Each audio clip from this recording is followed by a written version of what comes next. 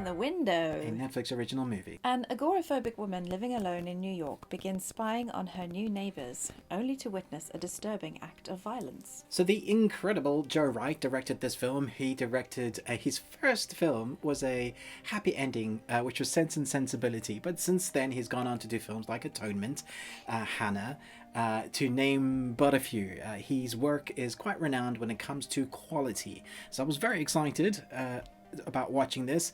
In fact, I said to you before, it's got great cast, and I mean incredible cast. Yeah, it really It's got does. a great writer, great cinematographer, great director. If this film isn't good, then what happened? And I'm pleased to say, for me at least, I thought it was excellent. I did too. I concur. So this film just takes so much from Rear Window, which is Alfred Hitchcock. Alfred Hitchcock. Thought it was, just thought I'd check.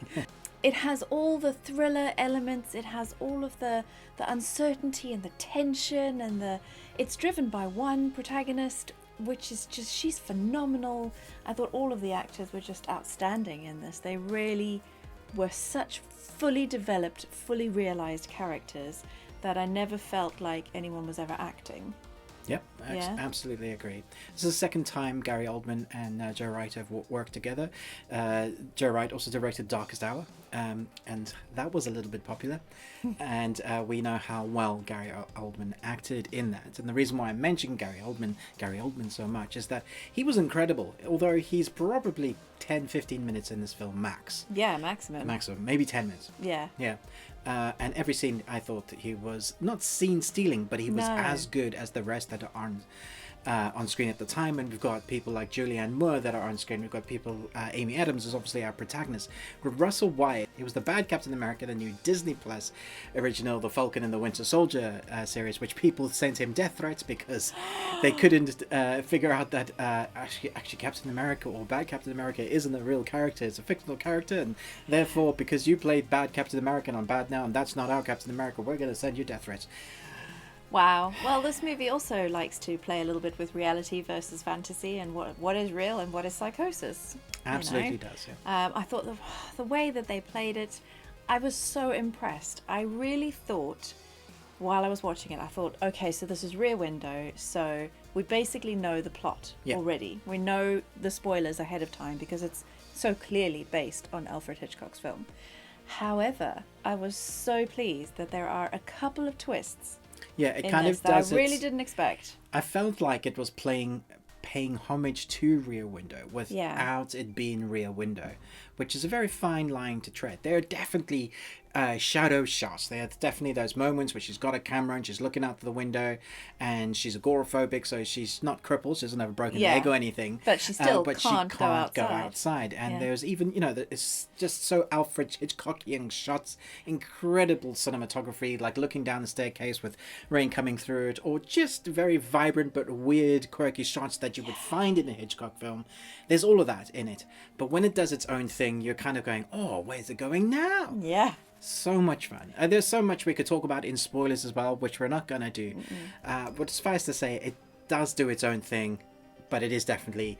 and people are going to compare it to other films as well. Yeah. Disturbia to a lesser film like Rear Window, but there have been other Rear Window-esque films, but obviously Rear Window is like the original badass of this type of genre film. Yeah. And I thought it was excellent. I don't want to compare it to say which one's is better, because again, I think it did its own thing. I do want to say though, for early Oscar nominations for 2022, I would be very surprised if Amy Adams isn't nominated at least for this role. Yeah. Because she is on screen for the majority by herself. The emotional range that she has to go through. And it's not like you feel like she's acting because she's been given this role.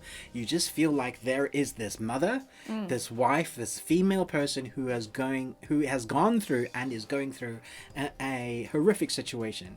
And so she's gone something. There's an inciting moment in her life that leads her to be an alcoholic and taking drugs and seeing a psychiatrist, and all of this psychosis around her world of people saying, well, whatever you're seeing is not real because of all of this stuff. All this baggage she plays in subtle nuances, in bigger moments. She cries like she's expressive in her emotions when she needs to be. but also you get the slightly, the different Yeah. muscle movements in her face when you can see that she's calculating something that she doesn't quite believe, or doesn't quite believe what she's seeing or hearing.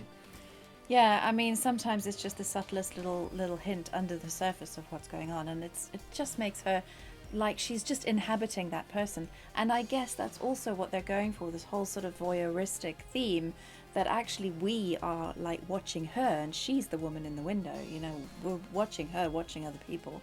So yeah, it really gives you that sort of creepy vibe as well. There were a couple of montage moments towards the middle of the film, which was the only lag I thought in story. Well, there's the one time I thought, I wonder how long this is going to get to where they're going to do the reveals, and that maybe that's a personal thing, but I felt like for maybe 5-10 minutes it dragged a bit, and we could have probably sped up that moment. But they were definitely trying to show us more about the character's psychosis in those kind of montage moments, which is why they spent more time on those bits. I didn't even notice. I was riveted the whole time. There you go. So if I had to pick at something that I didn't like, it would be that. But for the most part, I thought it was excellent, and I'm definitely giving it an A. Yes, I will be too. I do have one little nitpick. We did have to go volume up, volume down, volume up, volume down. Yeah. Because the score is quite a character all on its own. The score's excellent. Yeah. Excellent score. But then again, like you want to be able to hear her talking. Yeah, this is true. Yeah. So although the music wasn't over the speech, you did have to drop the volume because the music was too loud, and then lift it up when you wanted to hear what they were saying. Before we go, I do want to mention one other actor, and that is the actor who plays Ethan. So Fred Hetchinger, who plays the son, Ethan, he does a really fantastic job as well. So we're not just complimenting only adults, we're also complimenting him. Yeah. And I'm going to give it an A. I was going to go A+, but I think because I'm not entirely sure that I will rewatch it, simply because it's just too intense, I'm going to go with an A. Thanks so much for watching this review, but most of all, until next time, remember, Live long and Tuesday.